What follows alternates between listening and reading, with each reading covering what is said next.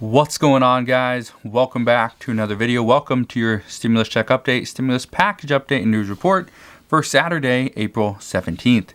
Now, I have a lot of stuff that I want to discuss in this video because we're starting to get reports of what President Biden actually wants, his priorities in the next bills, his priorities in his current administration.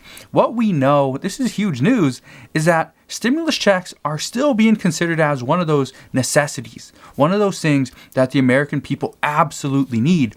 But according to recent reports, President Biden, he actually has some other priorities as well. One of those things is student loan forgiveness. He also wants to address the shortcomings for lower income individuals. This is where the reports for additional relief for people on SSI, SSDI, our veterans. This is where these are starting to come into play because people on Social Security actually are lower income individuals or families or couples. And this is what we are hearing. Right now, the stimulus checks, the push for the fourth stimulus check, even though President Biden has not come out and said, hey, we need a fourth stimulus check. The reason for that is because there's not enough data there. There's not enough information yet. According to the reports this morning, and actually some late last night as well, is that what we're hearing is that the Biden administration wants to see how those $600 stimulus checks coupled with the $1,400 stimulus checks, they want to see how those play out. How big of an impact are those checks going to have on the U.S. economy, on the economic recovery? They want to know that information first before they decide whether or not to go forward with another stimulus check. Now, why is this so impactful for lower income individuals? Well, here's what we know, and I want to tie this in with student loan forgiveness because this is where a lot of it's coming from. Okay, here's what we know. President Biden, he has a bunch of different ideas regarding student loan debt, student loan forgiveness. Just the other day, okay, one of the education, somebody on the Senate Committee on Health and Education, one of the people said that and I quote, what President Biden has suggested is that we need to think about a couple different kinds of loan forgiveness. He's not just open to loan forgiveness, he's open to specific kinds. And this also is, again, the report is dictating that or saying that he is talking about not just doing that with student loans, but also are there options for additional stimulus checks? Are there options for additional packages, more rental assistance? Maybe there's certain renters, there's certain people that hold a mortgage that need more relief than others. And the amount of money that we set aside or forgive, that money should be dependent on how much those people are earning, how much those people are going to be impacted by this additional relief. What we also know is, and this was coming from James Caval, but he also says one, as far as the different types of loan forgiveness, he says one is a temporary form of loan forgiveness directed at people struggling with the pandemic. There's a lot of people struggling with this pandemic, obviously. The second would be for those in public service. And this is him referring to the Public Service Loan Forgiveness Program. And that's a complicated program. I'm not getting into that. But because, again, I don't really understand it 100% myself. But that is one. And the third, and this is actually seen as the biggest one, the third would be for those with low incomes and high debts. Now, what you need to keep in mind as of right now is that some lawmakers are saying that we cannot afford to go and do student loan forgiveness to those that went to Harvard and Yale and those elite schools. If somebody went to one of those elite schools, chances are they have a very good income. They have a very good income. They're not low income and high debt. They probably have high income, high debt. And those are the people that we should not be forgiving their loans. What we know at this point is right now for federally backed loans, the number of borrowers is 44 million, about 45 million borrowers. This comes out to about $1.5 trillion in federally backed loans. That's a lot of money. But what some are saying is that no, we cannot afford to do that because if we take that money out of the economy, guess what happens? Well, we have to figure out another way to pay for this. We cannot just go and forgive $1.5 trillion in student debt and not have a way to pay that back or pay off what was supposed to be there. You're taking out $1.5 trillion. That's pretty big. So here's what we know. Right now, some are saying that if we want, and these are lawmakers that are saying that right now, if we want to get this infrastructure bill passed, we cannot afford to do student loan forgiveness at the same time. Because the infrastructure bill is not going to be small. It's going to be at least $2.25 trillion for the first part and probably another $2 trillion for the second part. Republicans aren't happy about this because Republicans, just the other day, Senator Shelley Capito, she came out and said that if we propose a bill, the bill is going to be anywhere between $600 to $800 billion. Well, that was yesterday morning, or actually Thursday morning, not yesterday. That was Thursday morning, and so that was Thursday morning. Thursday afternoon, she kind of walked back and said, no, we're not gonna put out an actual number, but the number is going to be probably within that range, essentially meaning no, Republicans are not going to support an $800 billion infrastructure bill because as of right now, they are seeing the top line number is about $600 billion. That's what other reports are indicating, that $600 billion is where that bill is currently at. Well, what I can tell you is that $600 billion right now, this infrastructure bill is not going to pass. If Republicans are at $600 billion, Democrats are at $2.25 trillion, it's not going to pass because President Biden wants to see bipartisan agreement, which is not going to happen. But here's the real issue. When it comes to receiving bipartisan agreement, Senator Joe Manchin wants that. He says if there's not a willingness to work across the aisle, he will not support another budget reconciliation, which only needs 51 votes. It only needs a simple majority. We know it's currently 50-50 in the Senate, and Vice President Kamala Harris would be the tie-breaking vote. But what I can tell you is if we don't even get the 50 votes, because right now Joe Manchin is saying that he might not even support it if we don't work across the aisle and try to get Republican support. So if that's the case, we might not see a bill. And if we don't see a bill, then student loan forgiveness could only be done through an executive order, which as of right now, President Biden is looking into. We also know additional help or additional relief through additional stimulus checks, extending unemployment benefits, the additional child tax credits, maybe more mortgage assistance, rental assistance, and things like that. Those are all things that would have to be tied into the infrastructure bill, which is currently what progressives are pushing for.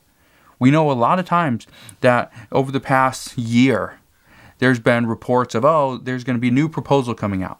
Well, those proposals essentially got pushed together to make one big proposal, one big bill, a whole package, a stimulus package.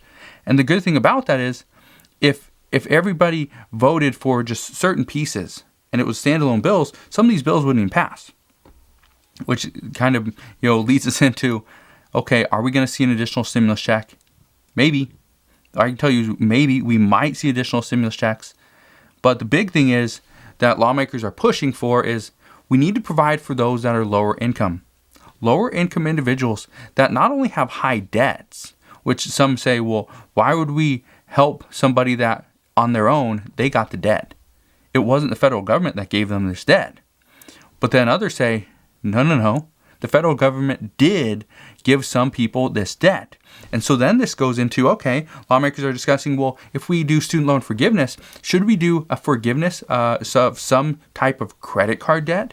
Because we know recent reports have millions of Americans going into deep debt in order to just make it through this pandemic. And let me ask you, okay? You don't got to give an exact number if you don't want to. I completely understand. In the comment section below, let me know, have you had to resort to using credit cards to pay for anything like, any type of bills, pay for food, right? Have you had to use credit cards or go and withdraw cash off of a credit card in order to pay for maybe part of your mortgage or your rent or a car payment? Let me know. Let me know down below. I'm curious just how many people have actually gone into debt with credit cards simply because of this pandemic. And I ask this because that is what lawmakers are saying, is that if we do student loan forgiveness, even though that's federally backed loans, could we also figure out a way to do some type of, debt forgiveness for people that went into debt because of this pandemic, started to use credit cards, had to go and get an additional credit card just because their other ones were already maxed out? Let me know down in the comment section below. I'd be curious. Now, just to give you my personal take, I use credit cards all the time. Okay, all the time. I hardly ever use a debit card. I never use cash because I don't get anything from it. I'm always using a credit card because I'll either get some cash back, I'll get miles, I'll get some extra benefits, things like reward travel, hotels, concert tickets, but that's something I don't really go to concerts anyway, and obviously right now there's no concerts. But those are all different perks that I'd get from many of my different credit cards. So personally, I do use credit cards. I pay it off every single month, but that's the luxury that I've had for years. So that's the nice thing about credit cards for me. But I know for a lot of people, they rack up this huge debt and then they can't pay it off. And that's what lawmakers are talking about is, well, how fair is that we're going to provide for those that racked up student debt, and then they're lower income, high debt, but we're going to pay that off.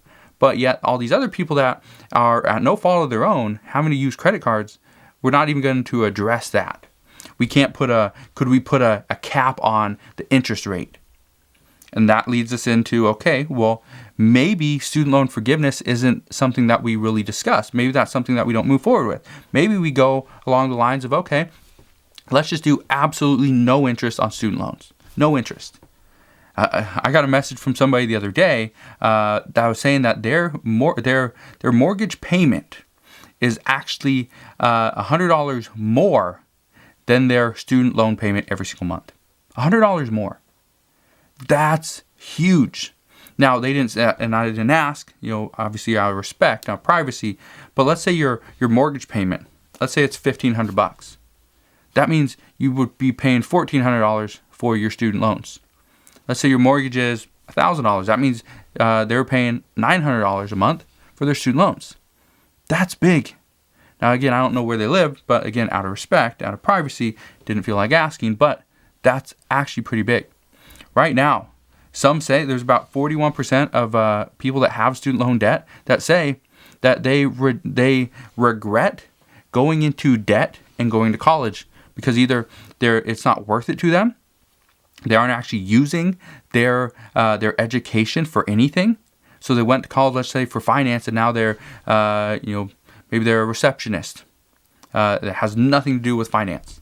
Maybe they drive a truck. They do deliveries. They work for FedEx. Do you need, if you're doing deliveries for FedEx, do you need a finance degree? Probably not.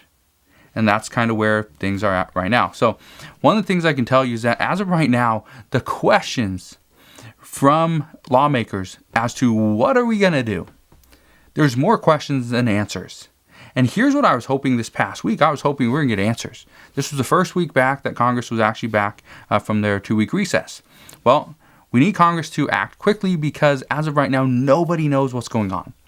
We need to figure out, and when I say we, I mean everybody. We need to figure out how can we fix this? How can we get to the bottom of what we need? Right now, the infrastructure bill is the next bill that's going to pass. Okay, there's no stimulus package. There's no nothing if the infrastructure bill isn't discussed first. So here's what needs to happen. According to reports, we need to figure out what provisions, what legislation is going to be in this next bill. Then, once we have the basics, the foundation, and President Biden already outlined his framework, but some are saying that no, $2.25 trillion is going to be too high, even for Democrats. So because of this, we might see it come down, and some are saying it's going to be right about $1.7 to $1.8 trillion. So let's say it's $1.8 trillion, and we have all the different provisions within it.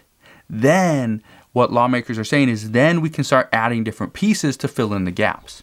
But until we have the actual foundation, we really have nothing. So that is what we know right now. But as always, as I know more, I promise I'll come back and fill you in on all the details and new information. Just want to thank you guys for watching. Hopefully you have a wonderful rest of your weekend. Have a wonderful rest of your Saturday. I will see you guys on the next one.